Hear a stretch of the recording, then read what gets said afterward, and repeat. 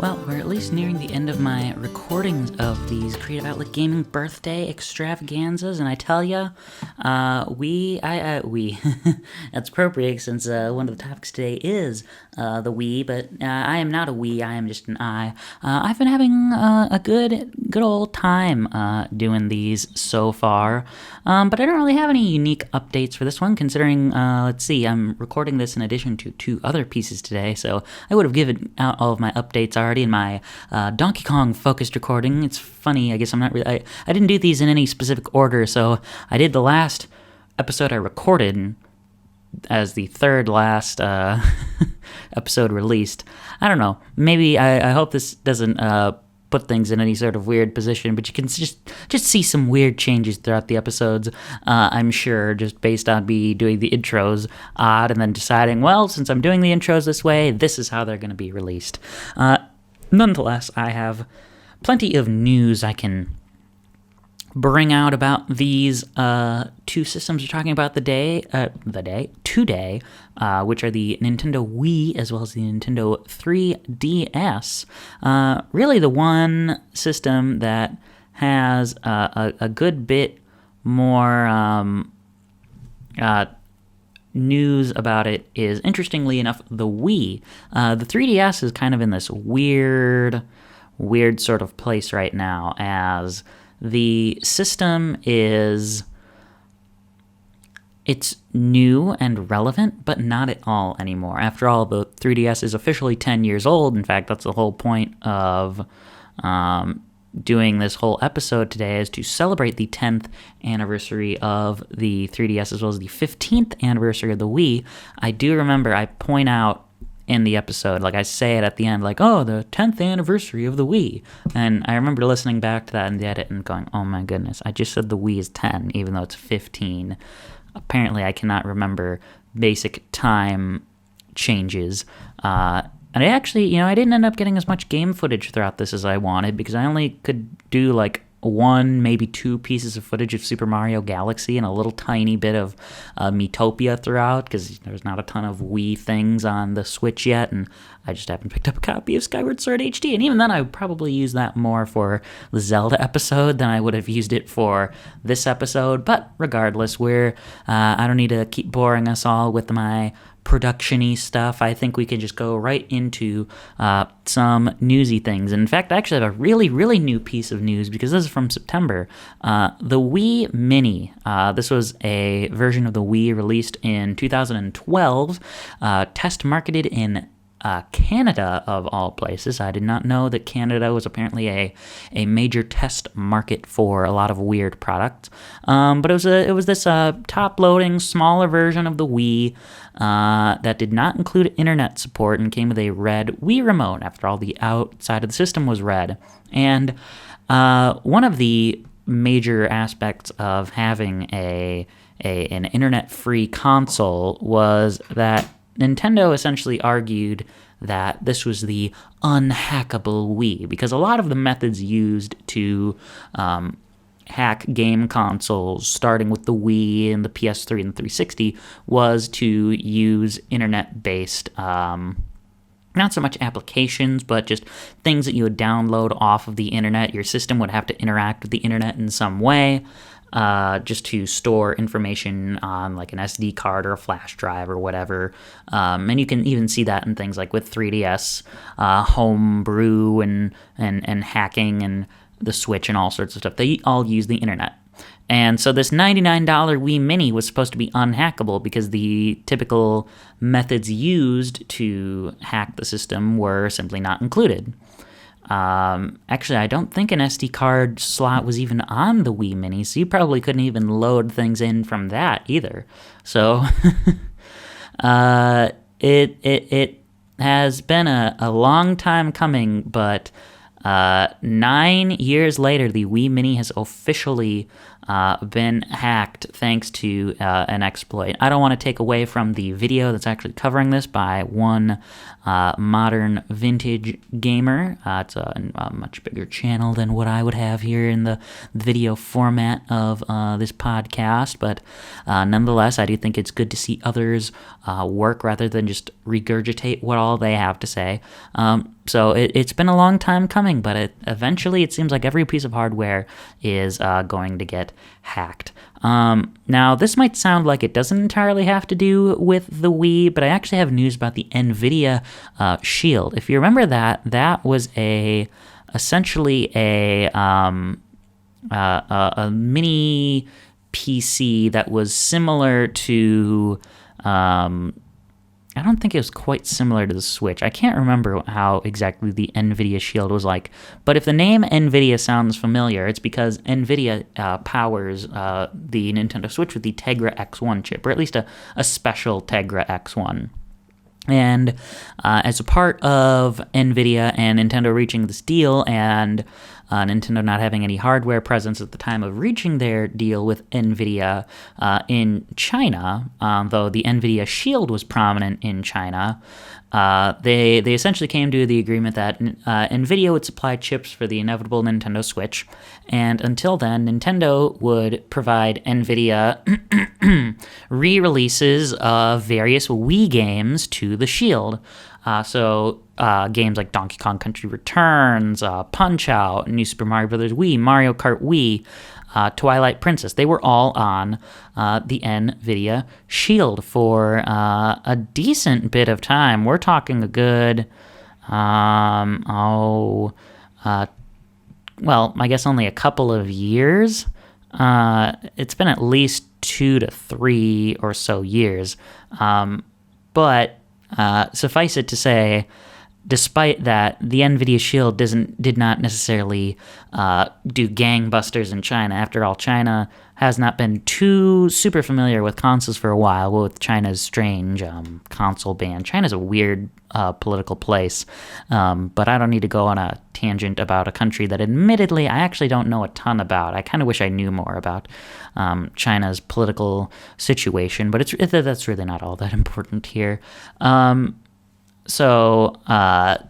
Admittedly, according to the article here, at least a tweet embedded in this Nintendo Life article, the Wii games are only really downloaded a couple thousand times each on the Shield, which is pretty sad because these are fantastic games, all in a unique HD upres, probably similar to what you would see on the downloadable version of games on Wii U, or maybe just putting the disc into a Wii U, I'm not sure. But certainly, Twilight Princess on the NVIDIA Shield would not match up exactly to Twilight Princess HD on Wii U. But it appears that now, with the Switch being available in China, that the NVIDIA Shield Wii game access is coming to an end. And that's the big news of the day, is that's just kind of ending.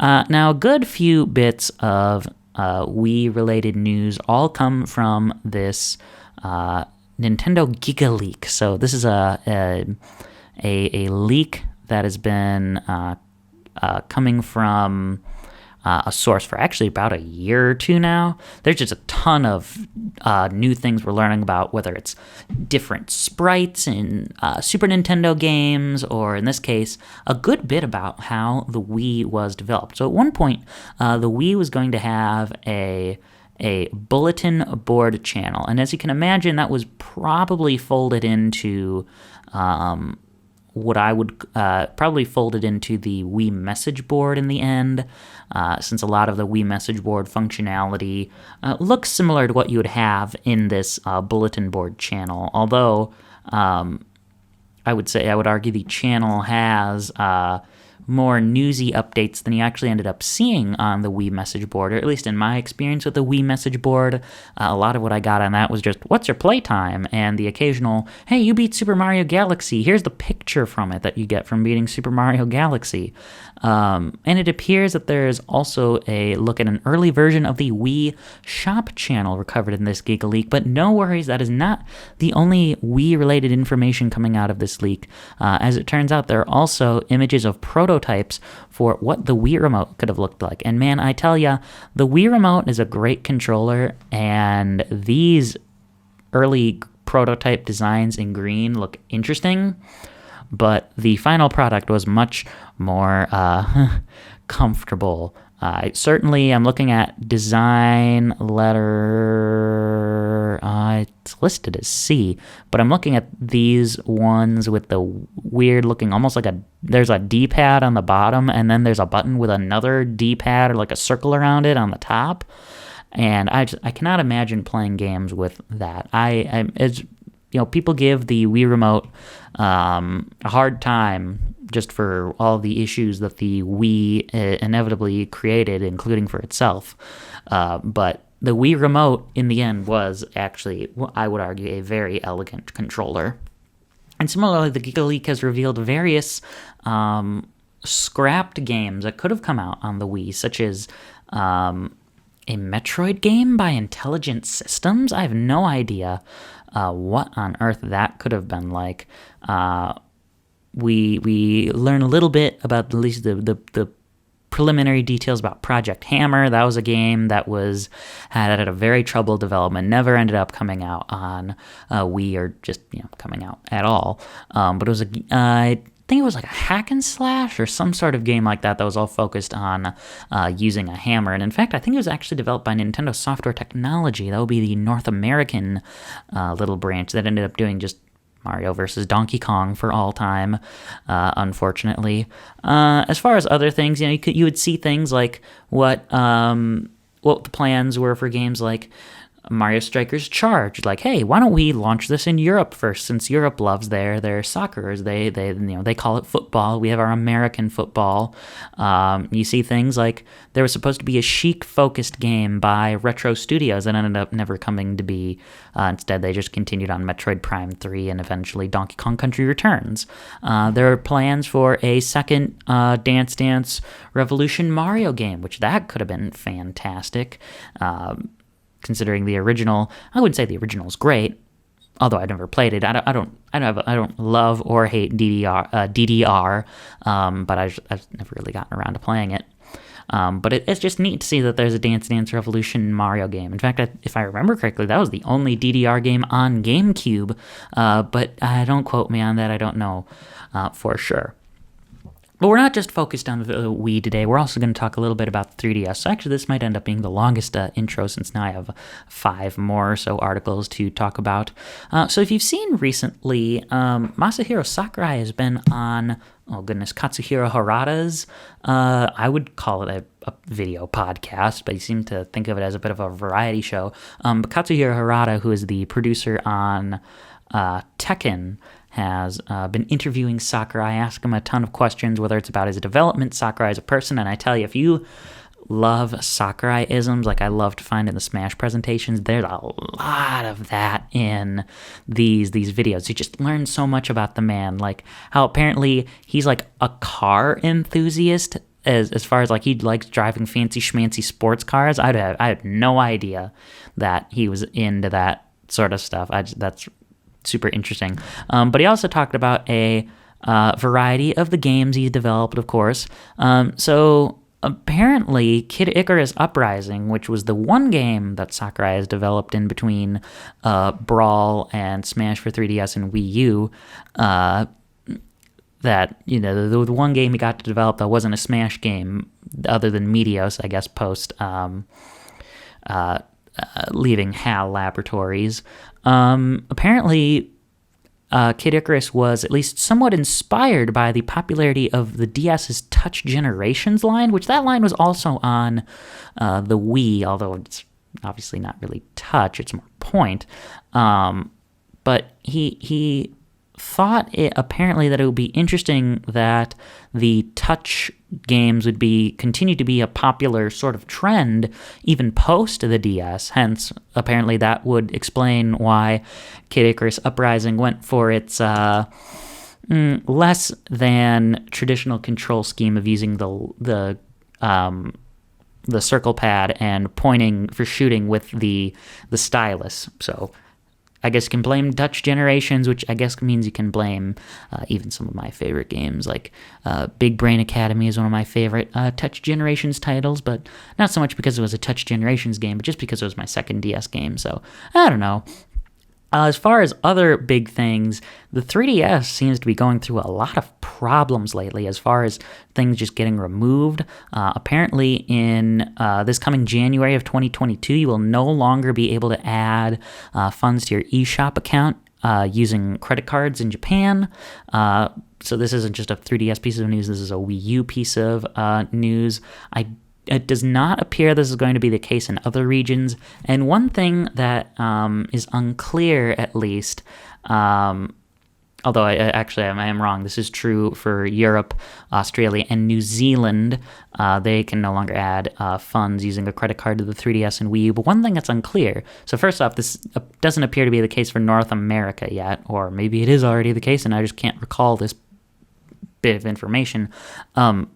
But to get to actually what's unclear is it is unclear if adding funds with a credit card through your Nintendo Switch account will still affect the totals, because if I do recall correctly, the total amount of money that you have on your Switch account is the same as what you see on your 3DS and Wii U accounts. But it has been a while since I have booted up the old Wii U and checked out the eShop, when I've just had like $20 or $30 sitting on my Switch eShop, so I could be wrong on that. Similarly, one application that has not yet come to Switch still, that did end up having iterations on the 3DS and Wii U, was Netflix, and as of June 30th, that's just not on 3DS or Wii U anymore. So, and I mean, it was already just pulled off of the Wii U and 3DS eShops in December of 2020. But you just can't watch anything on there now. I mean, I never really watched anything. I'm not much of a TV person in general, but I really would not want to watch TV on my 3DS or movies on my 3DS, maybe on the Wii U, but it's just sad to see that now the only way that you can use Netflix is probably off of your Roku. But to be fair, I guess that really just makes sense, because what is the point of a gaming system other than to game? Sure, I guess I could boot up Hulu off of my Switch if I wanted to, and of course if I had my own Hulu account, but I would be more likely to boot it up to play a game than I am to watch television. And it also seems like, for whatever reason, Pokemon Omega Ruby and Alpha Sapphire cartridges have been having issues with deteriorating. Now, of course, the inevitability with physical media is that it is all going to deteriorate. As much as I love my physical Switch cartridges, at some point in the future they will no longer work, and I will just have to use digital versions of those games in some way, shape, or form at some point, just because everything has a lifespan limitation. But it seems like some particular Omega Ruby and Alpha Sapphire cartridges have had some issues. Now, I don't want, and it just seems like in this case there's a video identifying why a particular batch of them maybe that were created may be having issues, and it seems to have something to do with the chip needing to be resoldered as an issue. Now, obviously that's a lot easier said than done, considering you're working with a tiny itty-bitty 3DS cartridge that's hardly, thicker than like it's probably as thick as like a nickel or just any other coin, maybe two put together, but it's just a shame to see this sort of thing already happening. And I mean, Pokemon Omega Ruby and Alpha Sapphire aren't even really old 3DS games. Like, they are not launch titles by any sense of the imagination. So they're not even 10 years old like Super Mario 3D Land and Pilot Wings Resort are, but they're already falling victim to some of these issues. But as much as we can be upset about some of the bad things that seem to be happening with the 3DS lately, I do think it is fair to just celebrate these systems' legacies today and remember the good things that they have going for them as well. So with that, I think it is appropriate that I send you folks back in time to when I recorded this main piece on the Wii and the 3DS. This particular episode, of course, just like with the Nintendo 64 and GameCube episode, is not going to follow the exact same format as the other Creative Outlet Gaming Birthday Extravaganza episodes. In fact, this is just one giant, long overview of my personal experiences with these two consoles compared to the other ones where I've done three particular topics, like I like to do for our normal episodes here. So with that, I'm going to let you guys experience that, and please, as always, enjoy. So I think this particular retrospective should be a little bit more interesting than the last. Not that the last two, the SNES, the N64, and the GameCube weren't interesting, but I get to have a slightly different perspective on the Wii and the 3DS, the focus of today's episode, compared to those two, because if you want to be really, really, really technical, was there for the Nintendo 64's life for its last year, though I was a baby, so it didn't really matter. And while I was there, because the life of the GameCube is 2001 to 2007 or 8 or so, I was technically there for the GameCube. I really wasn't there in any meaningful way. If we were to have picked it up at some point, it would have been when I would have been, like 5, 6, or 7. So, most of the not like relevant, but like most of the big GameCube titles would have been out at that point, and I would have been too young to really remember the highlights of what the GameCube experience would have been like. But the Wii and the 3DS, I was alive for that whole time, right? I remember with the Wii, like I saw the ads for all the 7th generation systems, of course, just going out into public. I saw them all at some point or another, and I just remember, like, man, this feels like the future in 2006, seeing something like the Wii and how you can do things in a video game by not just pressing a button, but instead just by moving your arm. And it seemed like there would never be a need for another system. But of course, because I was a young, naive 7 or 8 year old, of course I did not realize that, oh wait, there's going to be new technology in the coming years, so of course there's going to be a successor of some kind. And the only reason I bring that up is, similarly, it seemed like, man, the PS3 and the 360, of course, two consoles that I never owned, though I would be interested in having a PlayStation 3 someday. I just haven't gotten around to that. I remember those seeming similarly like the future, in that it seemed like they could never be succeeded because they were already HD and they could do super duper advanced things that you couldn't do on other hardware, even, of course, including the Wii. But then, lo and behold, in 2013, November of 2013, you have both the PlayStation 4 and the Xbox One release, and it seemed like, not that they were the super hardest thing to find, but it just seemed like actually physically seeing them, for me, like, it just didn't seem like it was real. It seemed like almost as if video games are going to end with the PS3 and the 360 and the Wii.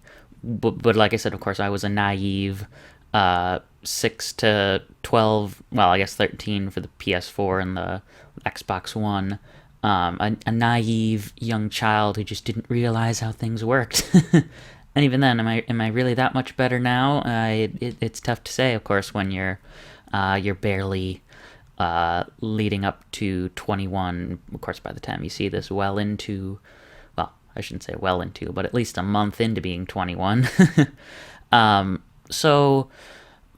the Wii was a system that, because it was 2006 to, technically, of course, it received Just Dance 2020, which is insane.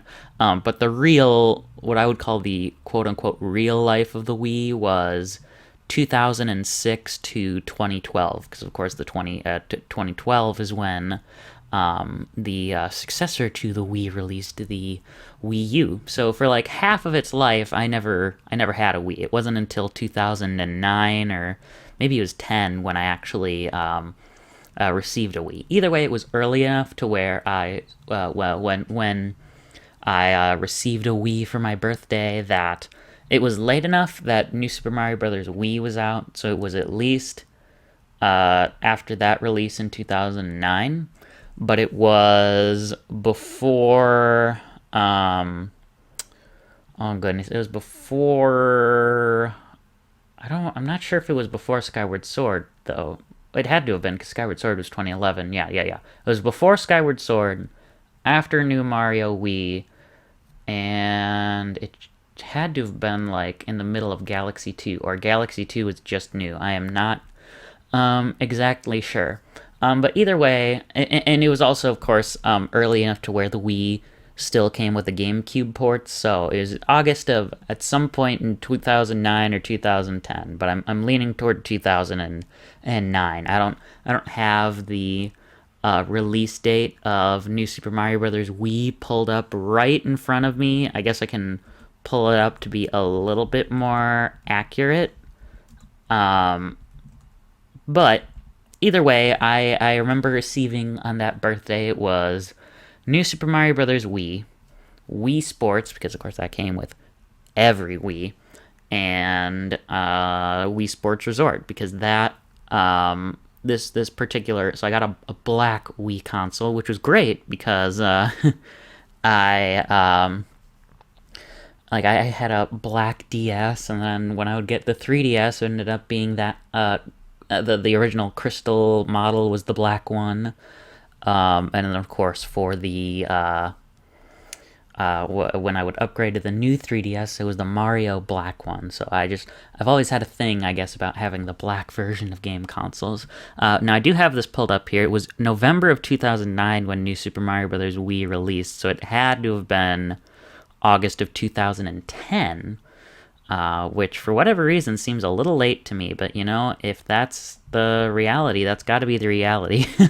I can't make things up and pretend like things unfolded a different way than what I remember. But it just seemed like it was much, much, much longer than, or much, much earlier than those game. It just seemed like it was much earlier than the Wii U release, because I would eventually, for Christmas of 2012, would receive a Wii U console, but it was just the console. It did not. Granted, it was the deluxe black one, but it didn't come with like I didn't get any additional games with it or anything. So.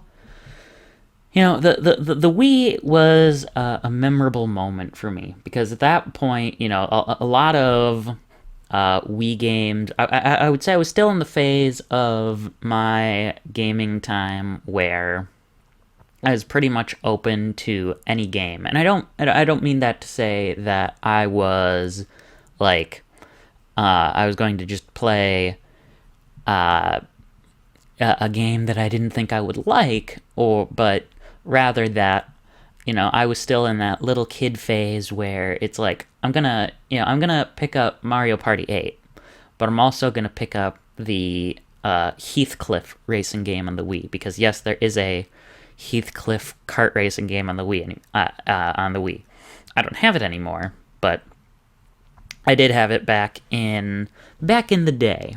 But now I've kind of gotten rid of most of my licensed games. That's sort of what I mean. Like I had, oh goodness, I'm looking at my collection to see if I still have like any of them anymore, and I really can't say I have much of any licensed games on the Wii. I mean, we have on disc, like we have Back to the Future, the game. That was one of those Telltale modernized point-and-click adventure games. But outside of that and maybe one other one, I can't say I really have any licensed games anymore. But when I was a kid, I would still go for things like, and I've actually seen people cover this game. I had the Garfield Show Attack of the Mutant Space Lasagna. Now, I didn't have. I guess I was kind of the anomaly that did not pick up Wii Fit and the Wii Balance Board, so I couldn't do like what the ridiculous Wii Balance Board versions of the games, but I could still play the game with the Wii Remote, and I think it worked with the Motion Plus as well. So I guess that was the other thing, is not only did I have a Wii with Wii Sports, but that was the model that also had to come with a Motion Plus attachment, so you could play Wii Sports Resort. It was before the Remote Plus itself was out, so I couldn't play. I didn't just have the Motion Plus gyro stuff inside of the Wii Remote. But even then, it just seemed like when I was younger that, for whatever reason, the 7th generation of consoles was so elusive, which I find, I guess, isn't too surprising necessarily, because I've never been much of a go and hang out with folks type of person. I want to be more like that nowadays, but of course, as soon as I start trying to do that is when the world just implodes on me. But it just seemed like in the rare instances when I did get to go out and see folks, if they did have one console, it probably was a Wii, because, I mean, the Wii did sell just over 100 million units, so you're almost guaranteed to find a Wii in every person's home at some point, even if all they had was Wii Sports. Whereas, it's not like you couldn't find folks who had a PlayStation 3 or a 360, or maybe they even had all three after a long while, but it was obviously the Wii, just having had a DS since I was 7 that I was most drawn to. Of course, I love Mario Kart DS. Why wouldn't I want to play Mario Kart Wii on my Minnesotan cousin's Wii, right? I loved New Super Mario Brothers on the DS when I have to go hang out with. It was really weird. It was like, I'm trying to remember what this was. Either way, we had to go hang out at this must have been a friend's home for one of my parents' friends' homes, and while they were doing whatever they were doing, we went over in the basement, and that was where I was first exposed to New Super Mario Brothers Wii. So I was really excited to eventually one day have my own copy of that game. And whereas of course the thing about the PS3 and the 360 that carried over into the PS4 and the Xbox One, though it seems like it's gotten better and is somewhat carried into the PS5 and the Xbox Series X, although I'm hoping we're going to fully see a true evolution, especially now with the true evolution and proliferance of independent games. I was never quite as drawn into those, because it's like I've never really been to a lot of the mainstream third-party titles. Like I don't have any interest in playing like Call of Duty or a Warcraft or a. Funny that I picked both Activision and Blizzard games, especially with the controversy they're currently, as I'm recording this, embroiled in. Or your Far Cries, those sorts of things never appealed to me. Not just because it's like, man, I don't really want to see a game with tons of shooting and blood and guts and whatever else, but also they're just I was the I don't know, I've never really dabbled into too many M games, even as someone who obviously can just is allowed to purchase whatever game he wants according to the ESRB.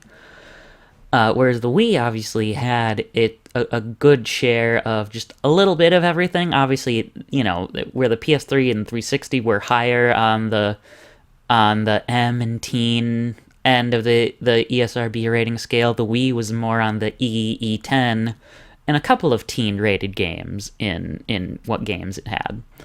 But I found myself picking up games.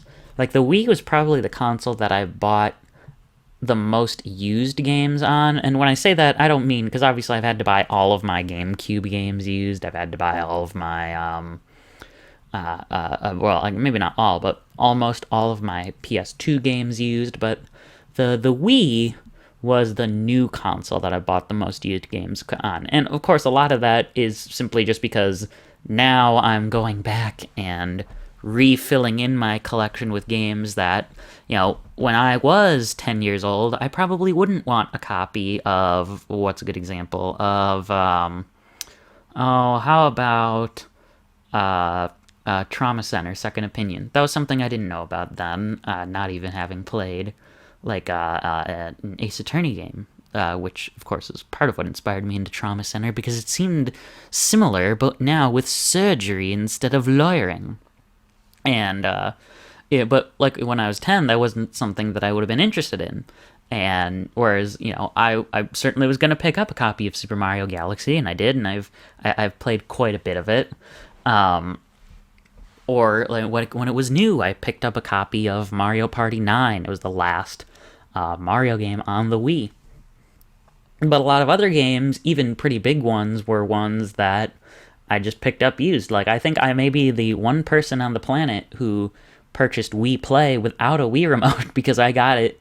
I got that game used. And similarly, I got some games that you probably would never expect to get used in a used format as well. Otherwise, like, I bought Wii Music, and of course, again, that just comes down to me being an uninformed a little kid who wanted to more have a complete collection of these games. And certainly, I shouldn't say this as if I think that Wii Play and Wii Music and games like even the Mario and Sonic games are bad necessarily, because they definitely teeter in the mediocre range. But when I was younger, these were games that I was a lot more into. Nowadays, it's just not as much. And certainly, of course, part of that is just because I don't have the time to just sit down and say, I want to play something on the Wii for a change, when instead I could just pick up something on my Switch and play that for a little bit, at least since, not just because it's a handheld console, but just because it's the newest piece of hardware out there that I'm most inspired to play at the moment, right? So I still try to actively seek out some Wii games when I can, but I can't say that I have picked up a lot of new stuff recently. And if I'm going to be honest, I think I'm pretty close to having found what I think is the collection I would want. Obviously, just learning more about the console, I'm going to just continue finding games that I would be interested in. So, like, at this point, I'm looking at, I keep links to pages of games that I want to get at some point. It's, 1, 2, 3, 4, 5, 6, 7, 8. It's like 9 more Wii games compared to, say, like 6 Wii U games, because I was obviously even more active during that system's lifetime. And obviously I'm gonna keep finding games on this console that I may want to play that I just haven't picked up. And even then, some of those are pretty what I would call well received titles. Like, I don't have WarioWare Smooth Moves on the Wii. That's a game I'm still looking to pick up on it. Or even Mario Strikers Charged, though I don't really care for soccer, so I don't know how much I would really like that one. But folks like it, so I could be drawn in to it as well. And even then, when it comes to the Wii, of course, we can't discuss it without talking about the accessories and how a lot of them are basically just plastic. I can't say I have a ton of the Wii accessories, but I do actually own a couple of the most infamous ones. Of course, if you got a copy of Mario Kart, you had to get a Wii Wheel. And the Wii Wheel is really what kind of started that craze of, let's just stuff the Wii Remote in something that's plastic and call it an attachment that you can use for your game. Like, if you've ever been... I remember even seeing them in person at like a Big Lots. There was a 6-pack of attachments for your Wii Remote. Like there's the tennis racket, there's the golf club, there's even a bowling ball, which is insane to me. And you even see that continue today on the Switch with the Joy-Con. You can get an attachment if you want for the Wii Remote, or not the Wii Remote, the Joy-Con to feel like a ping pong paddle for the minigame in 1-2 Switch if you really want, but I can't think of a good reason why you would do that. And a lot of that was spurred on by the Wii Wheel, which you could use in Mario Kart Wii and even a bunch of other games. Like there are literally games with a little image on the cover that says compatible with Wii Wheel, but I mean it's a hunk of plastic. Every game is compatible with the Wii Wheel if you want it to be. I can't say I used I think I can count the number of times I've used the Wii Wheel in Mario Kart 8 on the Wii U in one hand, which is to say once. But I certainly, when I got Mario Kart Wii, that was how I played that game the most. But then as I got a little bit later in the Wii's lifespan, there's the release of the Classic Controller Pro, which is more or less, I would say, modeled off of a PS2 controller, which of course that is modeled off of a PS1 controller, which that is modeled off of an SNES controller. So, come full circle there, or interestingly. And of course, when I got that was more how I wanted to play Mario Kart Wii, with an actual controller as opposed to the wheel. And I mean, there's nothing wrong with the wheel, but it is just a little. It's kind of it feels like an iconic accessory. But, we come back to that phrase, it's a hunk of plastic. It's great because it's, like, immersive, but is it really all that immersive at the same time?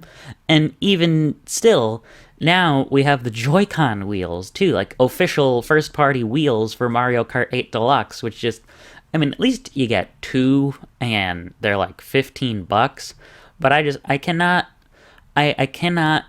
foresee a ton of people wanting to play Mario Kart 8 with the little teeny tiny wheels. I would think they would want at least the slightly more substantial size of the Wii wheel. But nowadays, I mean, it just kind of sits, because it's been a long time since I played Mario Kart Wii, let alone with the Wii wheel. So I think it would be fun to kind of go back for nostalgia's sake to see how that is, but I also get the feeling that I would very much not have fun doing that at the same time. But alas, I mean, even then, I have to think about, like, as much as I can't say I play the Wii a ton anymore now, it was a console that had a ton of truly really good games, especially, of course, on the first-party front. That's where most of the really good games were. Though it's not like there weren't good third-party games. I talked about there are like 3 Trauma Center games on the Wii. They're all considered pretty darn good. Of course, Sonic Colors is going to be getting its remaster released pretty soon here. In fact, by the time you see this, I would surmise that it's well out. I mean, Sega actually didn't do half bad on the Wii. Of course, you had, Sonic and Sega All-Stars Racing on the Wii. There was there was a new Knights game on the Wii, although that one was kind of more in the middle of the road quality. And even things like there's the House of the Dead remake, which, I mean, granted, that's something I don't want to undersell on the Wii too, is that it was basically the last hurrah for the light gun shooter. And of course, why wouldn't it be? It had the sensor bar, and you're literally supposed to point at the screen. Developers didn't even have to include an additional accessory or tell you that you had to buy an additional accessory to play the game, because you could use the controller. And wouldn't you know, of course, there were those, kind of going back to that topic of the Wii wheel, there were literal gun attachments that you could put the Wii Remote in if you really just had to have that immersive experience of playing your shooting games where you shoot with the B button with a trigger of a gun.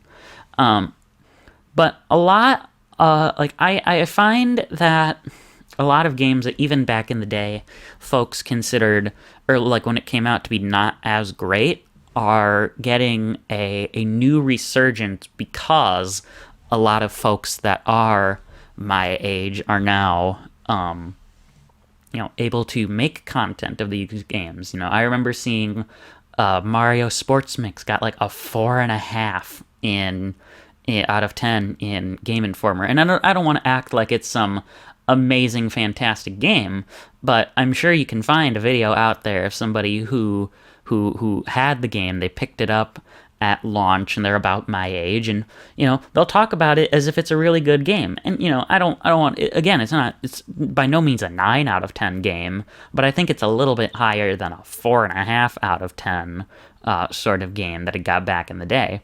And you can even see similar things, like now we have Skyward Sword HD, and you have a lot of folks coming out of the woodworks who, like I said, probably were 11 when Skyward Sword originally came out, or maybe they were 12 or 13, and now they're young adults, and they can talk about, man, I'm really excited that this game from back when I was a teenager is coming back out, and it was actually really good.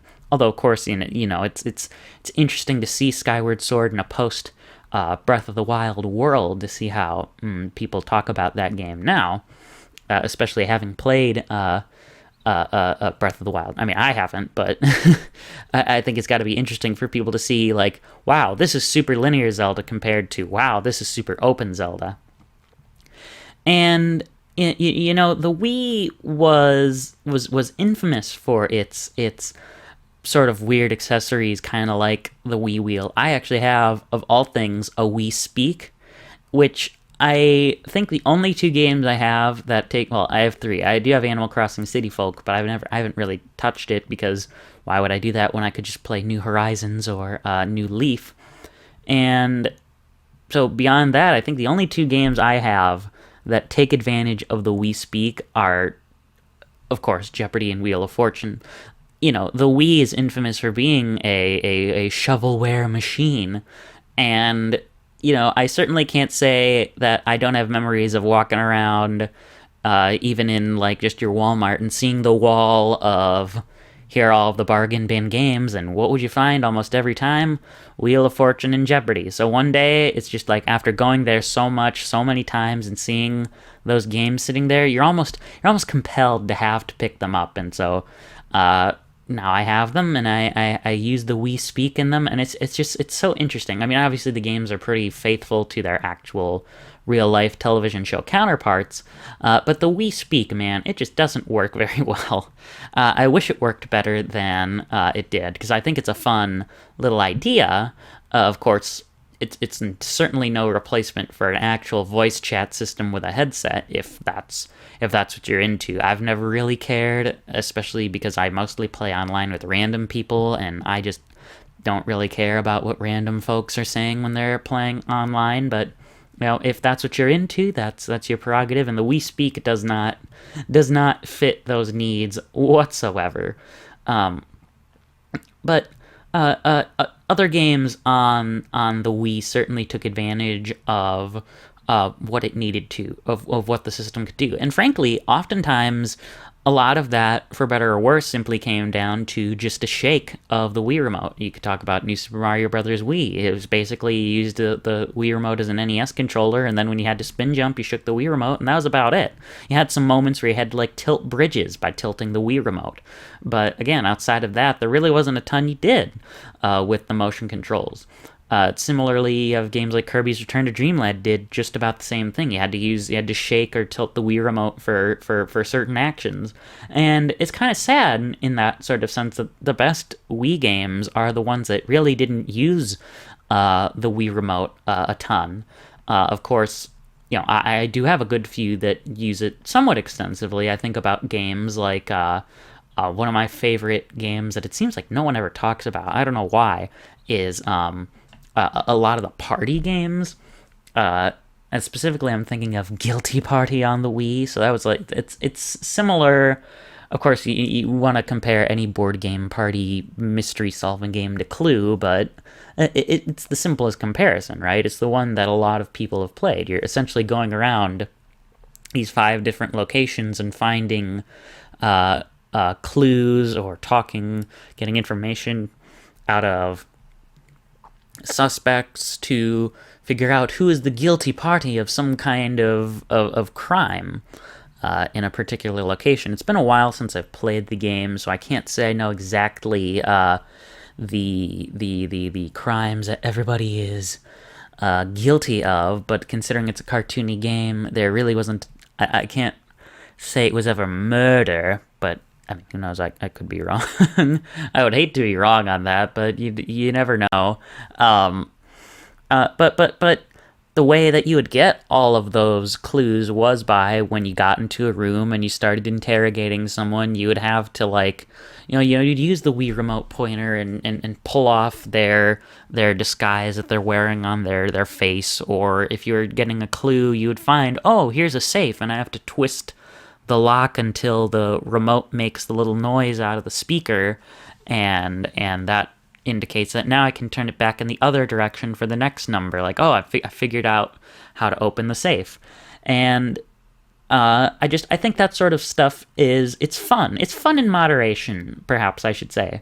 Because I can't say that, I would want to actively, like, I talked about Mario Golf Super Rush this year. I will almost always play that game with button controls, even though motion controls are a perfectly fine option, because, that's just not what I want anymore all of the time. You can kind of see that sort of appetite with folks. It's really not what folks want all the time, and in that sense, that was kind of the downfall of the Wii, is that a lot of developers, particularly on the shovelware end, wanted to continue emphasizing just shaking the remote, pointing at the screen, and that was kind of where the Wii became a laughingstock, is because people just didn't want to do that all the time. And I think Nintendo learned that later on, even pretty early on, because you look at a game like Super Mario Galaxy, and the extent of the motion controls are shake the Wii Remote to make Mario spin. You can point at the screen to collect star bits, but that's about it. They're really unintrusive. But even then, you still did get games like Wii Sports Resort that extensively used the motion controls, because there were some people whose appetite was all that, because they didn't really play a lot of video games. And of course, later in the Wii's lifespan, moving into the Wii U, those are the folks that primarily moved into mobile gaming, because they already had a smartphone and could just sit down and play a game of Angry Birds or Fruit Ninja or whatever else you find on mobile nowadays. So it's just the Wii it's just so iconic yet eclectic, I guess is how I would describe it. I can I can turn on my Wii, and maybe I'll pop in a Wii Party and go around and shake the Wii Remote to go around a board game and get some treasure. But maybe at the same time, right after that, I'll want to sit down, plug in the classic controller, and play the Klonoa remake, just for a simple 2D platformer that was originally released on the PlayStation 1, and have a more traditional gaming experience. So I want to salute the Wii for what all it did. I really, there are plenty of other games that I can just see, because I'm not exactly looking at the camera right now, that I can just see off in my collection that are just like, man, I remember playing that. But I think the individual games themselves here and don't matter as much as just the experience of for this retrospective, as opposed to just saying that the Wii was the catalyst for a lot of good things, and it had a lot of good games that took advantage of its technology. It also had a lot of good games that specifically shied away from using technologies that the Wii Remote had, and that all of its other contemporary technologies, whether it was the balance board or the Motion Plus, had. That they shied away from that and ended up making really good games as well. And it was the Wii that made, of course, Nintendo have a giant resurgence after the GameCube, but it was also the system that, of course, gave them the bravado to end up making the Wii U. And, of course, as much as the DS was, of course, a great success, and then the 3DS would end up starting poorly and then surging post Mario Kart 7 and Super Mario 3D Land, it was really those two systems that for as much as the DS and the Wii were massive, like multi-millions, billions of dollars making machines, they were also systems that, would end up leading to what the Wii U would becoming, for better or worse, And I don't want to make it sound like the Wii U had a ton of bad games, that it even repeated a ton of what the Wii did, but it a lot of the Wii's shadow casted some good things, as far as like the acceptance of some motion controls, but it also cast the shadow of, now we're going to try putting in gimmicks, and we're going to specifically go extra super less powerful on a piece of hardware because we want to implement something else that's totally unique that may not work out. I really honestly think you can see the Wii's shadow in things like Labo. That's the Nintendo Labo, the cardboard sort of stuff. And certainly, I don't think Labo is like terrible or anything, but it is certainly cut from the Wii cloth, for better or worse. And it's the Wii is just going to have such an interesting legacy, and it's very, very special looking on it only 15 years later, which, first off, the fact that the Wii is going to be 15 in November is absolute insanity to me, but also the fact that it still lives on in so many ways, I think, is a testament to the power that console really had. And like I said, it's come out in good ways. It's come out in that Mario Kart 8 Deluxe still has the option to play with the tiny Joy-Con wheels. It's come out in bad ways, in that we still have 1-2 Switch selling for $50. We have things like Labo that, worked out to an extent, but also ended up is already being phased out. It led us to having some more Blue Ocean titles on systems for better and worse, but I want to salute the Wii. Of course, I'm sure you've been mostly seeing throughout this Super Mario Galaxy footage, since that's the only Wii game that I have the capability to capture with Super Mario 3D All-Stars, and I don't have Skyward Sword HD. I'm probably not going to have it for quite a while yet. But it's just, man, I am really curious to see what the continued legacy of the Wii is going to be. Is the Nintendo Switch successor going to follow more in the Wii U footsteps and try to do something extra bonkers and off the wall and hope that it succeeds?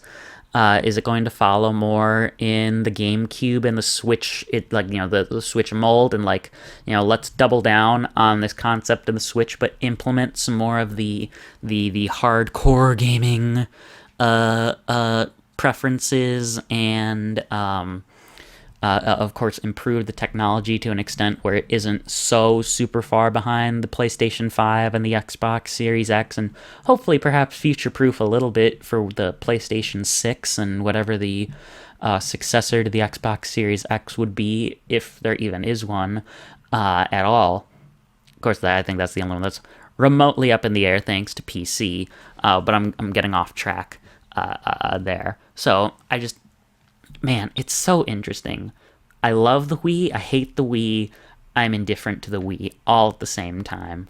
It's just such a fascinating system, and I shudder to think at what the gaming landscape would be like right now if the Wii had never existed. Not because I think that, we wouldn't have like Nintendo consoles and oh my goodness, there would be a third party, it would have been the next Sega. No, that's not it. It's just that, I think gaming would be significantly less exciting because we would just all have some form of bog standard box, and that isn't a reality that I would want to live in, because where's the fun in having all standard boxes sitting under our TVs that we all have to play on our TVs and do nothing different? So I salute you, Wii. It's been an interesting 15 years, and I'm excited to see what the next 15 might bring. Of course, I would expect that most of it comes down to once more uh, figuring out lost Wii media and lost, or well, not lost, but just like seeing what sorts of homebrew and fan games come out in the coming years, because there aren't going to be any more new printed Wii games after Just Dance 2020. And I tell you, what a great last game for a console that had Super Mario Galaxy and uh, uh, you know, The Legend of Zelda: Twilight Princess and Skyward Sword, right? Now, the other console I wanted to talk about today, and this is one that I really truly was actively following even through its pre-release, is the 3DS. And the 3DS, I tell you, was an interesting case. I can't say I followed it a ton before it came out, but I actually, like, I have the Nintendo Power issue that covered, like, oh, here's the 3DS and here are all the games. Like, I remember seeing what something like Paper Mario Sticker Star was going to be before it ended up being what it ended up being, which wasn't very good. Although I will still opine that, Paper Mario Sticker Star is a game that I think every, gamer, especially people who claim that they're fans of Paper Mario, have to experience once, just to see, like, what kind of game can just happen when a new direction doesn't work out in the way you thought it would. Though it seems like slowly, very slowly but surely, Paper Mario is getting more on the right track. But that's a complete digression. I remember when, like, Mario Kart 7 was just Mario Kart 3DS. Super Mario 3D Land was just Mario. Tail on the end, and that's all we really know about it. And how it would how the levels looked like, oh, it's like you're taking 2D concepts into a 3D game. That's kind of interesting, but yeah, I mean, you're still going to probably be collecting stars. And then no, it ended up being something completely different, and ended up being this fusion 2D and 3D that we got with 3D Land and 3D World. I remember seeing that, like, oh, there's going to be a remake of a Zelda game. That hasn't happened in a long time. And now, look at today, all four, five, I guess, pre-Breath of the Wild 3D Zelda games are remade. Ocarina of Time, Majora's Mask, Wind Waker, Twilight Princess, and now Skyward Sword. It's like a very interesting full circle in 10 years, seeing all five of those Zelda games be re-released already. But the 3DS is just a very interesting case, because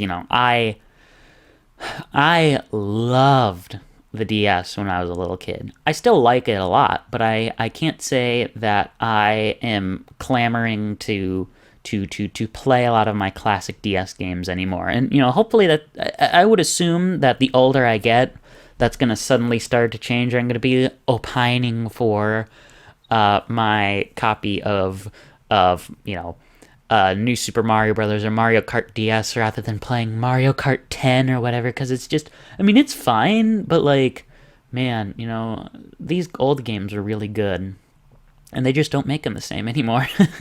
But I can't say I had the exact same type of hype for the 3DS. And a lot of it, if I'm going to be honest, just comes down to kind of like I was talking about with the Wii, where I just really wasn't all that informed. Like, I didn't know, this is when it's coming out, and it's going to be $250. But, I mean, once I did learn those things, it's like, I think I'm still fine with my DS. And because that's a lot, I was just fine with playing that. Honestly, if it weren't for a fateful day in June of 2012, I would never have bought the 3DS. Because, I'm sure everybody's had it where their DS hinge broke. I haven't had that happen with the 3DS, but I've seen that starting to happen for more and more and more people. So, of course, I'm getting worried. Getting worried that one day that's going to happen to one of my systems again, and I'm going to be so sad when that happens, because, the 3DS It's still a fantastic system, though I think, it's hard to let go of my nostalgia for what the original DS was. But I'm getting slightly off track. If it hadn't been for that fateful day, though, in June of 2012, I don't know if I ever would have had a 3DS, or if I would have, it would not have been for like another year or two. Because the thing that I was concerned with is that what I really wanted was to keep keep my Game Boy Advance compatibility. But of course, in 2012, other than maybe a refurbished model at GameStop, where were you going to find, or I guess a local mom and pop shop? It was getting a lot harder to find DS Lites. It was like, well, I guess I may lose my ability to play Game Boy Advance games, but I, can go ahead and play this new hardware, I guess.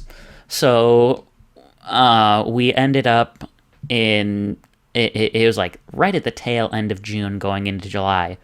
I got a Crystal Onyx Black, I don't remember if that's the exact name, 3DS, literally a month before the 3DS XL was going to come out. And if I had just known about that, I would have just picked up that model, obviously, even though I couldn't get it in black, which would have made me upset. I talked about that with the Wii. I've got this legacy of black consoles, so I want them to all be black. But I picked that up with Super Mario 3D Land and Mario Kart 7. And I don't want to get too super duper deep into my opinions on the games, but I'm just putting it out there. I think Mario Kart 7 is aggressively mediocre. I'm kind of upset that was one of my first games, because I really, really do not care for Mario Kart 7 at all. But I can dive into that a little bit later. Of course, there were the 3DS era was the start of some pretty important changes going on. Of course, like I said, the system launched at $250, which that at the time would have been the price of a home console, like a cheapo home console, not a handheld. So fortunately, by the time I got it, the system's price had been reduced to $170, which is still weird that something ever launched at $169.99. I'm just used to things launching at something $99.99, right? It's just a little weird now seeing that everything's $299.99 or $399 or maybe $249, $349, depending on what the system is. But the 3DS had to be that $169 if it was ever going to really and truly get off the ground. And of course you saw things because of that, like, because there were still people who picked up the 3DS when it was, $80 more, so they at least got some early NES games, and the only instance of Game Boy Advance games on 3DS thanks to their early adoptership, though whether or not that was worth it, I suppose, is certainly a question for debate. I think in the end, even early adopters still got what they would have wanted out of that system. And honestly, if I were to define the 3DS, I think for me the defining title was Smash for 3DS, and I almost think like that for me defines two eras of the system. There was the pre-Smash 4 era and the post-Smash 4 era. It almost seemed like it was having two different systems in how it was treated before Smash 4 and after Smash 4. I don't know. I guess I don't really know if that really is the case, but it felt that way for me for whatever reason, right? And the pre-Smash 4 era is interesting because I think it's defined by some very good games, but it's also defined by a lot of games that I just don't really have any reason to go back to. Like if I get for my newer consoles, and this is something that will probably bug a lot of people, but the way that I like to organize my games is actually in the order I purchase them, as opposed to like alphabetical order or something like that. I know a lot of folks prefer alphabetical order, but I am just of the opinion that I like to have a chronology of this is what all I had over time. And I think it's very interesting to see these eras of particular systems defined in a way. So like I have a hard case that has all of my old my original starting at launch 3DS games with Mario 3D Land and Pilot Wings Resort and Mario Kart 7. Actually, it might have been Pilot Wings Resort was a second game. I know Mario Kart 7 wasn't very long after those, so I can basically feel like I got it with the system. But those games feel like they're a very different quality and a very different take on 3DS games compared to some later games. Like, one of my favorite ones is Miitopia, so there you go. There's my excuse to put in my Miitopia footage that I'm so excited to use up. But once Smash 4 came out, it seemed like games on the system they were very different, and maybe some of that had to do with how the Wii U was doing. Maybe some of that had to do with Amiibo. It seemed like post Smash 4, there were games that you wouldn't see on the 3DS. Like I know some people had wanted it for a while, but I never would have thought there would have been a Mario Maker on 3DS. There really wasn't a need for one, in my opinion, especially with some of the weird choices. Like, I think post-Smash 4 is where you got some of those weird choices, like Super Mario Maker for 3DS, not just being a game in general, but also actively using only Street Pass to share levels around was very strange. Or like you had Poochie and Yoshi's Woolly World came with a Poochie amiibo, but all it did was unlock certain like auto running Poochie levels, and that was about it. And it seemed like that would have been the kind, like before Smash 4, and I mean I could be wrong in my chronology just when games came out. It seemed like instead there would have just been an original Yoshi game. And of course there was Yoshi's New Island on the 3DS, which is not a very great game. I remember getting that at launch and being severely disappointed, especially because my first DS game was Yoshi's Island DS, and that's a game that, isn't amazing by any means, but I have this deep-seated nostalgic love for the game. So to see Yoshi's New Island come out and be just so mediocre was extremely disappointing for me. But that's the sort of thing that's just kind of bound to happen, I suppose. But even still, I think there were still a good amount of truly really good post Smash 4 games. Like I think about Detective Pikachu. That's the rare Pokemon game that I'm going to play, and of course it's a spin-off. For me, all Pokemon ever is just spin-offs. It's never been the mainline titles, but I digress. I didn't get to play it a ton, but it was like, it's kind of like a more casual Professor Layton Ace Attorney type experience, and I appreciate it for that. That's all I would really want out of the game, is just like, something that's a little less brain teasery, but still gives me that experience that I get out of playing either one of those two series that I just mentioned. I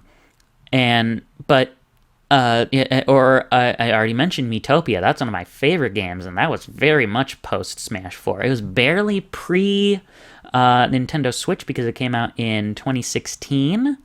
But it was still a game that I picked up post having a Switch, and I think in that sense maybe post Switch is like a third era of the 3DS, because that was when some really wacky decisions were going on with that system. And really, frankly, probably the strangest decision with the 3DS after the Switch came out was just continuing its receiving new games for 2 more years anyway. Like, certainly I don't, like, the 3DS was in a weird place in that it was never going to have a successor, so it almost just needed a way to end. But I think it's just kind of sad that it ended, for sure for the Nintendo support, on a game like Kirby's Extra Epic Yarn and the Mario and Luigi Bowser's Inside Story remake, again, being pretty aggressively... I mean, Kirby's Epic Yarn itself is a very good Wii game. I guess appropriate enough since this is the Wii and 3DS retrospective. But is that really the game that the 3DS needed to end on? Was a remake of a Wii game? I mean, and granted, there are still plenty of third-party titles that came out after that, too. Of course, I think really the quote-unquote true last 3DS game is Persona Q2. Although, of course, there is still, I think Limited Run did one 3DS game in the form of the Atui collection, although that's just a collection of 4 already digitally published independent titles in one package, so I don't know how much that really counts for anything. But even then, it was just, it's such a weird time. It's such a strange system. It's a good system, but it's got so many interesting eras.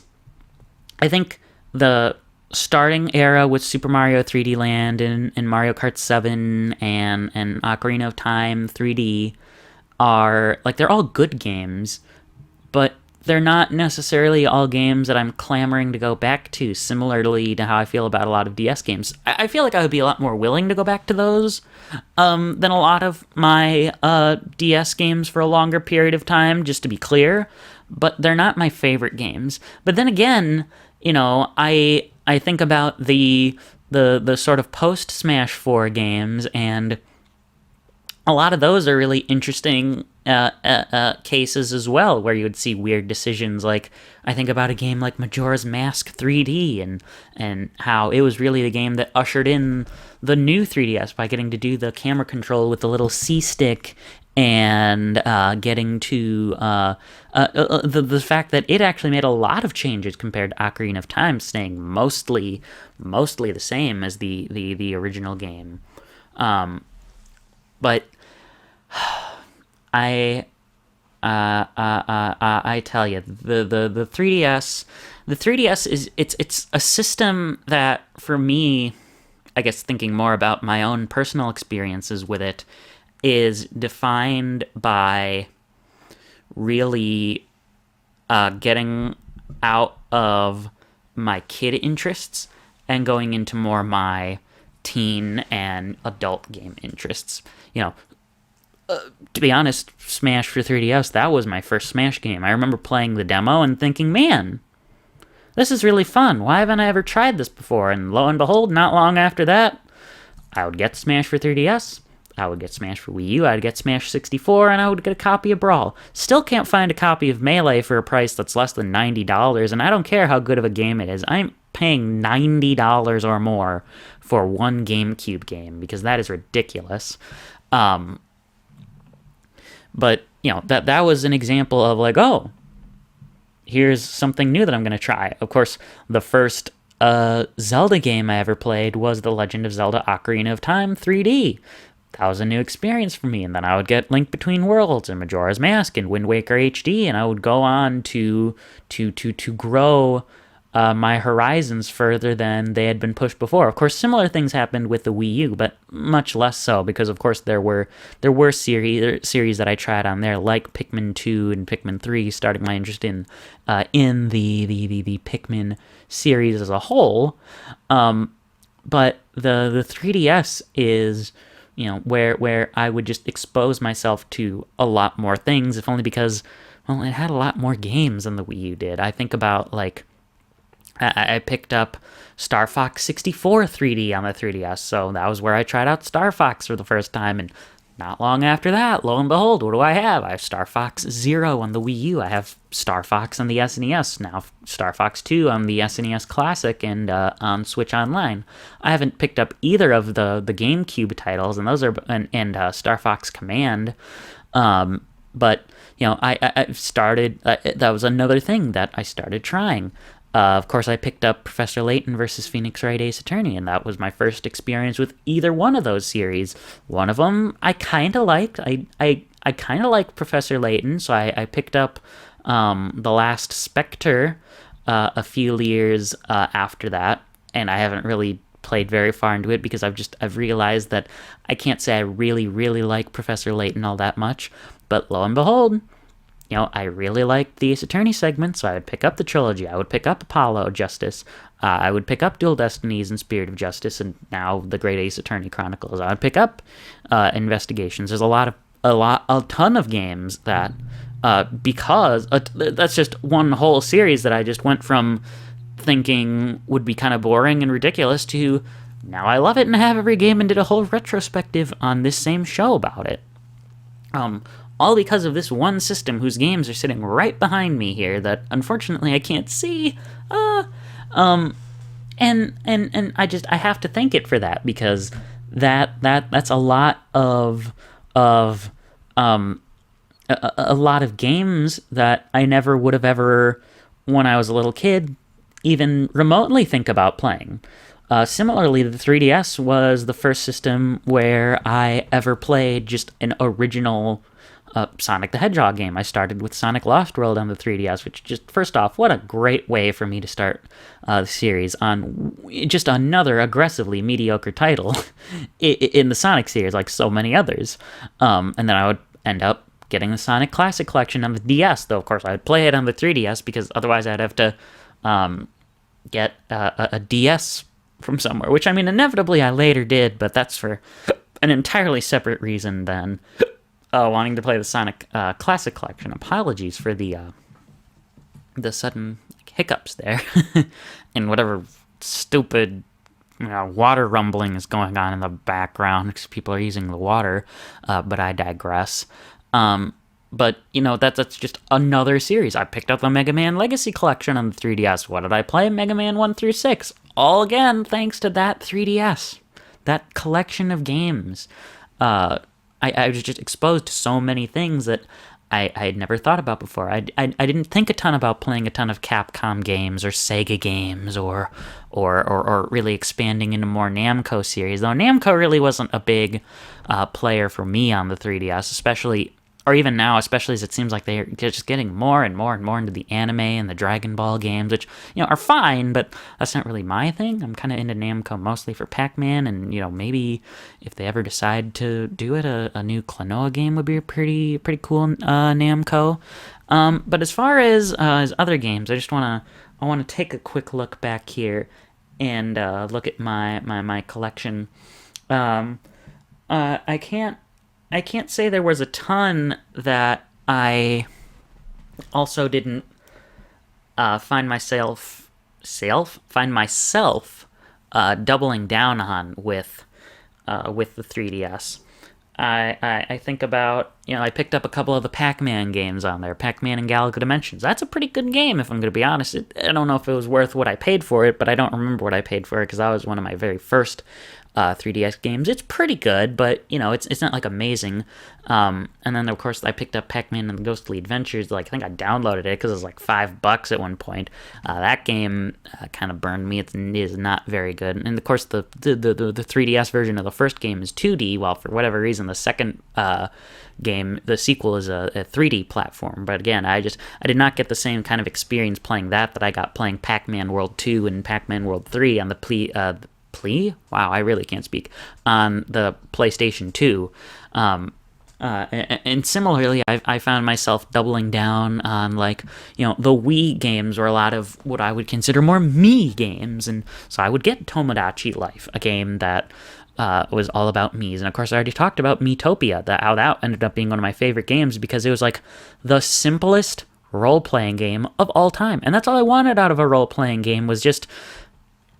Really, it's mostly just battles, and that's all I really care about in RPGs. I don't need all the exploration that you get out of it. And Miitopia, was quite literally level-based, and it did the exploring for you, because you automatically watched your Miis just kind of walk around and talk, which, I'm sure that isn't something that a lot of folks are into, but that was totally fine by me. So, it's interesting because, the 3DS... really expanded my series Horizons. It expanded my series Sub Horizons. That was also the first and I say Sub Horizons and saying, like, that was the first system that I played a Mario Tennis on, or a multiplayer. Not only did I play Zelda on it, I played my first multiplayer Zelda on it in the form of Triforce Heroes. I even exposed myself to, oh my goodness, I was just thinking about a game that was brand new to me. I swear it better be sitting back here, otherwise I'm going to look like a real dummy trying to talk about a particular game that I wanted to talk about, but I am so blanking on it, and is frustrating me, because, man, I want to talk about it. Oh, I remember now. The 3DS was where I was exposed to Animal Crossing.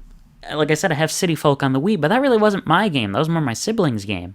But I remember seeing, like, playthroughs of New Leaf and being like, oh, that actually does seem a little interesting. Like, I'm not really super into life sim games, but that might be fun. And then I played it, and I still like New Leaf way better than New Horizons. New Horizons, it's still missing so much stuff. But I've covered Animal Crossing New Horizons plenty on this show. So I don't want to go super deep dive into my opinions on it again. But I think New Leaf is really what I would call the pinnacle of Animal Crossing, because it does all the classic things. You know, you got your full set of paintings and fossils and bugs and fish, and you have fully defined holidays. We're in the base game already. But really the big thing for me that keeps New Leaf way over the top of New Horizons is I can collect furniture. You know, I feel like I have a pretty good routine whenever I would choose to pick up New Leaf, whereas in New Horizons, I kind of have a routine, but it feels a lot shorter, because a lot of what I would have to do requires crafting, and I don't care about crafting, and a lot of whatever my routine would be might involve me working on, like, an island designing project. And again, that's not really what I care about. New Leaf to me has the perfect amount of customization, in that it's like I can get a full experience choosing to customize myself or my home or the town through what it has available. If I want to draw custom designs and such, that's fine. But New Horizons, I have to customize everything, and that's just too much for me. And, you know, I think even see folks now burning out on the game because it's so light on these staples and these things that are defined for you to keep you going, whereas they have to make everything themselves, and that I don't think can sustain itself for super long. But I did not mean to turn this, kind of like when I said such slanderous things about Super Mario Brothers 3 in my SNES episode. I didn't mean to turn this into a New Horizons bashing session to puff up New Leaf, but I think I don't know if I'm ever going to find an Animal Crossing game like New Leaf again, because I get the feeling that post New Horizons, the development team is going to kind of double down on what New Horizons brought to the table, for better or worse. And you know, I think about games like Happy Home Designer. That was another game on the 3DS that I really liked, and that was a lot more focused on customization. But I see Animal Crossing Happy Home Designer as more of a creation tool as opposed to a game. And, you know, when I'm buying into that premise, that works a lot better for me, because especially because I'm actually, you know, I'm given pretty limited tools in Happy Home Designer. So, like, I have to design a home for someone who wants, like, a jungly home with what they give me. And granted, I can put in whatever else they might want, or whatever else I find appealing based on what furniture items I've unlocked from doing other villagers' homes. But, you know, I have a direction. In New Horizons, I have no direction, because I have to do it all myself. And, you know, I mean, I would like to think I'm kind of creative, but I don't quite have the level of vision that other folks seem to have when it comes to Animal Crossing, especially. And you know, Happy Home Designer, rather, has that limited enough. And speaking of creation tools, I was actually pretty interestingly, and granted this is more at the start of the 3DS's life, into some of the more creative V games like Art Academy. Lessons for Everyone was one of the first games that I picked up on the 3DS right before I picked up Paper Mario Sticker Star. That was one of the first games I got in like that October, and it was just because I was like, man, this is kind of calm, just getting to follow along with an art lesson here, and not having to like pay for a whole full-blown class that I might struggle in. Now granted, I can't say I made like amazing works, and that obviously it's not sufficient art education, but it was a nice little fun thing, and I mostly wanted to follow along with the lessons as opposed to doing my own thing anyway. I still did my own thing a couple of times, but it was never my prime focus when playing Art Academy. And then I think about something like Freaky Forms. Like that was an interesting game because it was one of the first times I ever saw a digital game end up becoming a physical game in the form of a deluxe version. And it was great because most 3DS games were $40. This was at least a nice budget $20 title too. So there was a good variety at the start of the 3DS's life. Are there any other what I consider defining 3DS games that I feel like I really have to talk about here? I don't really want to go super in depth on Zelda because I do have that Zelda episode that I still at this point need to record. No, I think I've about covered everything that I'd want to say on the 3DS, at least the games themselves. I suppose I haven't talked a ton about the technologies of the 3DS, actually. Of course, the big thing about it that's really in the name is the glasses-free 3D. I was one of those crazy people who actually really did enjoy it, and I don't know if it's just because the natural way I like to play the system would have been the perfect angle for the 3D anyway, but it didn't really hurt my eyes. It really didn't like make things seem all that much worse. Although in games like Phoenix Wright Ace Attorney Spirit of Justice, using the 3D really, really did a number on the frame rate for whatever reason. So I can't say it was like useful all the time, but I actually thought it was pretty okay. Especially in games like Super Mario 3D Land, Mario Kart 7, especially Luigi's Mansion Dark Moon, which of course is the shirt I'm wearing today is of the Polterpup. I don't know how well you can see it. The camera might be a little too high up. And this is technically a Luigi's Mansion 3 shirt, but it still counts because Polterpup originated in Luigi's Mansion Dark Moon, so it's fine. As far as other technologies, of course, this was the first Nintendo handheld to have some form of analog stick, which is huge because prior to that it was all D-pad all the time, and it really needed the circle pad. Of course, I'm pulling out here. I can't believe it's taken me this long to actually show off a system. This is a new 2DS XL in my hands. So you had the circle pad as somewhat kind of like an analog stick, though it really wasn't quite an analog stick in practice. This model has the ZL and ZR buttons, which aren't super helpful. You kept basic things like having a touch screen on the system, perhaps one of the big ones, and on the new 2DS, for whatever reason, it's on the bottom, and I don't know why it needs it when it can't do this, since this is a 2DS that only displays images in 2D, but you could take 3D photos with the two cameras that are specifically aligned in that particular distance apart from each other to take 3D photos and actually look around. Of course, you had the gyro, which worked well in some cases and not so well in other cases. I'm looking at you back there, Sonic Lost World, and your ridiculous special stages. I couldn't talk about the 3DS without saying how it's the first Nintendo system to have implemented downloadable content and the ability to download full-blown games. Of course, though, that was already a standard feature on the PlayStation 3 and 360, and then, of course, it would end up being on the Wii U as well. So is it really that big a deal? I would argue no, but it is significant for Nintendo hardware for that to be the first one to do that, especially downloadable content. I was there for it for the first ever Nintendo released DLC, arguably. I don't know if that's really the case, but their first eShop related DLC with New Super Mario Bros. 2's Coin Rush DLC packs. And that was pretty interesting. I was just kind of bizarre to see, like, oh, I can, like, add more stuff to my game? That's neat. And not realizing that was, like, a common thing for years, because I was a dumb 12, 13-year-old. And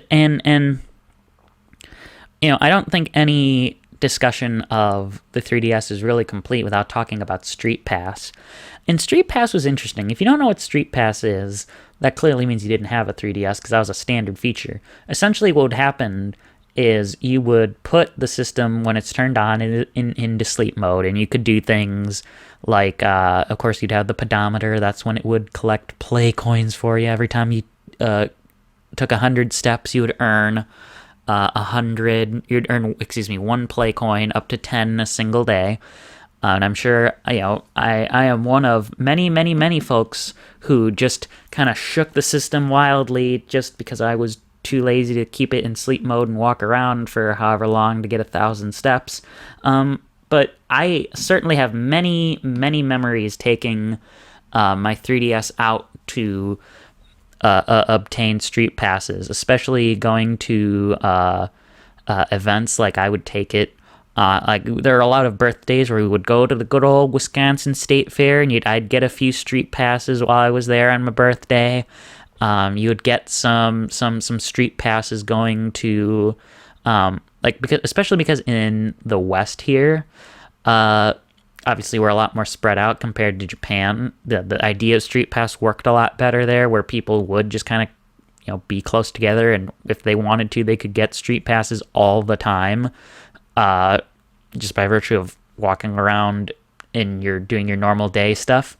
But, you know, for us, we had a lot of these Nintendo zones. So these were certain places where there was, like, I think it was in, like, Best Buys and McDonald's and some other places that I just probably didn't have access to because they weren't in the area, where by connecting to their internet there, since it was just a public Wi-Fi, there's a special Nintendo Zone Wi-Fi set up for these systems. It would also collect the Street Pass IDs of the last, like, 7 or so folks that had been there, and so you would get be essentially a way of improving your Street Pass numbers, improving your why can I think of it? Your Street Pass Me Plaza numbers, of getting those time trial ghosts in Mario Kart 7, of getting Shadow Link battles in A Link Between Worlds, of course, getting Traveler Miis in Tomodachi Life. And as far as I'm concerned, that was really helpful, because otherwise, you know, I would have just a little itty bitty plaza still, probably, because where am I going to find?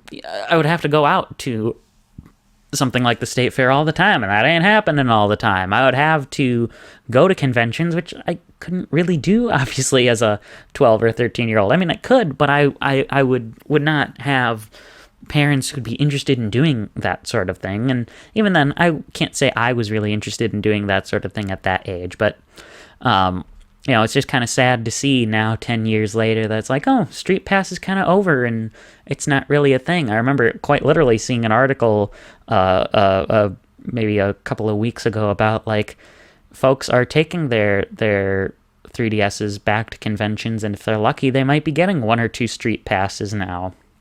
Whereas back in the day, it would be like hundreds and hundreds of Street Passes throughout the day, because you would see a ton of people in a convention. And it's kind of sad, you know. I can't say I was Mr. Loving Street Pass Me Plaza like a bunch of other folks were with games like Find Me and Puzzle Swap, although Puzzle Swap was probably my favorite. And then, of course, there were the multiple extra downloadable Street Pass Me Plaza games that were pretty darn good. I was a purveyor of Monster Mansion and Warrior's Way myself. I picked up the slot car one as well.